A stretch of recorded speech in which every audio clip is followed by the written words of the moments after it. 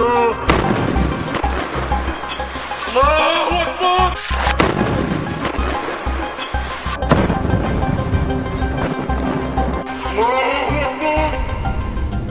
का गाजा शहर इजरायली सेना के लिए मौत का कब्रिस्तान बन गया है, जहां पर आईडीएफ की वापसी नामुमकिन सी नजर आ रही है।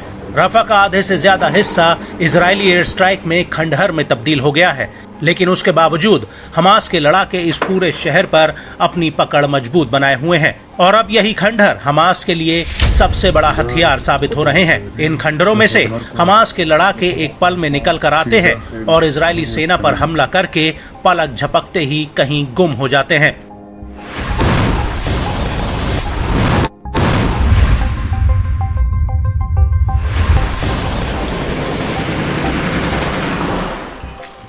और अब इसी कड़ी में एक बार फिर से हमास की सैन्य शाखा अल कासिम ब्रिगेड ने आईडीएफ को दहला कर रख दिया है। दरअसल राफा के पश्चिमी इलाके में अल कासिम ब्रिगेड ने इजरायली सैनिकों पर एक बहुत बड़ा हमला किया है। इसके अलावा पूर्वी खान यूनिस में भी अल कासिम और इजरायली सैनिकों के बीच भीषण जंग चल रही है। इस इलाके में इजरायली सेना ने एक रक्षा घेरा बना लिया है, जिसे हमास के लड़ाके तोड़ना चाहते हैं, ताकि यहां से एक ऐसा रास्ता तैयार किया जाए जिससे यहां पर फंसे आम नागरिकों को बाहर निकाला जा सके।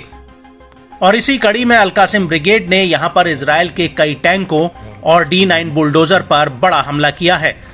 अल कासिम का कहना है कि उसने तल अल हवा में शहवाज हैवी विस्फोटक से इजराइल के 2 मेरकावा 4 टैंकों को उड़ा दिया है।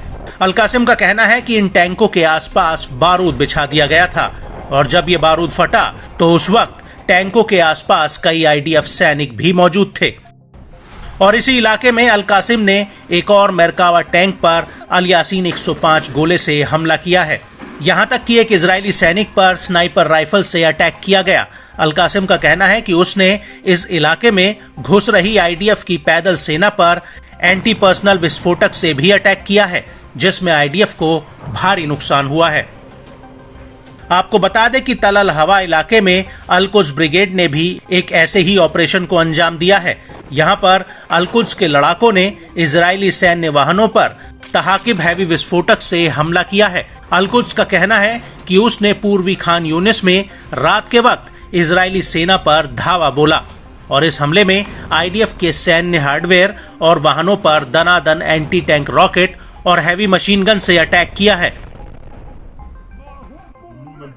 आपको बता दें कि अल कासिम ब्रिगेड ने राफा के याबना और शबोरा कैंप का एक वीडियो भी जारी किया है, जिसमें अल कासिम के इस वीडियो में दिख रहा है कि कई लड़ाके विस्फोटक लेकर एक सुरंग से होते हुए आते हैं। वहीं स्क्रीन की दूसरी तरफ एक बिल्डिंग में कई इजरायली सैनिक एक दीवार में छेद से होते हुए एक घर में दाखिल हो रहे हैं और एक एक करके करीब 10 आईडीएफ जवान इस घर में दाखिल हो जाते हैं और दूसरी तरफ हमास के लड़ाके इन्हें मॉनिटर कर रहे होते हैं।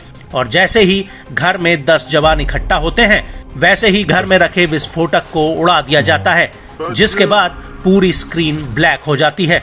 और इस हमले के बाद अल कासिम ब्रिगेड तल अल हवा के अमीन मोहम्मद जंक्शन में भी एक सरप्राइज अटैक करती है। अल कासिम ने इसका भी वीडियो जारी किया है, जिसमें पहले तो एक टीवी स्क्रीन नजर आती है, जिसके वीडियो में अंधेरा होता है और फिर अचानक से स्क्रीन पर एक ऑब्जेक्ट हाईलाइट होती है और फिर जोरदार धमाका हो जाता है।